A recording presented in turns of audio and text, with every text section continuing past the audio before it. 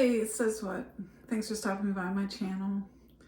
You know, it means so much to me when you watch my videos, leave me a like and a comment, and when you subscribe to my channel. So this still isn't BookTube. I don't think I'm qualified to swim in those waters, but so I wanted to talk with you about something that happened a while ago now. It sort of has something to do with books, but anyway, about 5 or 6 years ago, I stumbled on the books by Anne Perry, specifically her Thomas and Charlotte Pitt series. Those books are about a police detective from the Victorian era in England, and I really loved those books. They were murder mysteries, so you know, I'm all about it, but also a little bit of historical fiction, a little bit of a love story. But if I had to narrow down what I really loved the most about those books, is the way one of the main characters, Thomas Pitt, felt about murder. I probably read the first 10 books in the series, and in every one he always talks about how terrible the act of murder is and how he feels such a burning need to bring solace to the families of those who have been murdered. And I always thought the author wrote so eloquently about that, more eloquently than I talk, obviously.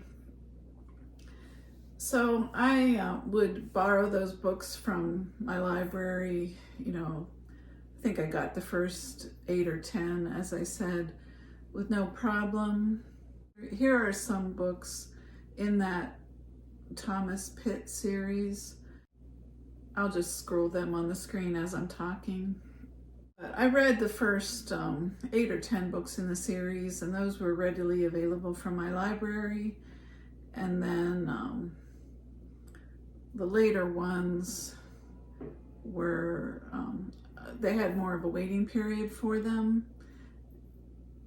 So one day, I don't know what made me do it, but I happened to Google the author Anne Perry. Imagine my shock when the first line in the Wikipedia about her was Anne Perry is an author and a murderer, or something like that. I couldn't believe it. I read more about it, and when Anne Perry was 15 years old, she and her best friend, who was 16 at the time, murdered her friend's mother. And I was so shocked by that. When it made me delve into it more, and I found there was a movie that Peter Jackson did called Heavenly Creatures that is based on the story. I guess at the time in Australia, which is where the murder took place, it was, you know, a cause celeb. I found this book by Peter Graham called Anne Perry and the Murder of the Century, which is a read that is both troubling and very informative. In it, he talks about a folie à deux. I don't know if I'm pronouncing that correctly, but it talks about how sometimes when two people get together, there's something about them that makes them do things that each alone would never do. And that is sort of how he explains this murder of this poor woman.